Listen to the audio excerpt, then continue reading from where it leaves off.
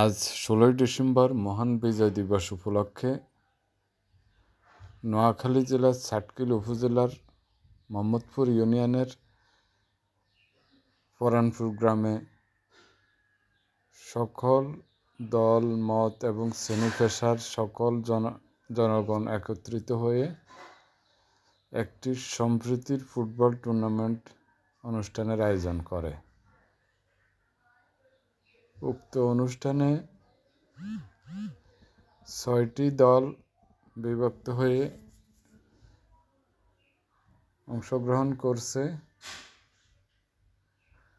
Champion দল পাবে ১০,০০০ টাকা। আর এখন প্রথম ম্যাচ অনুষ্ঠিত হতে যাচ্ছে।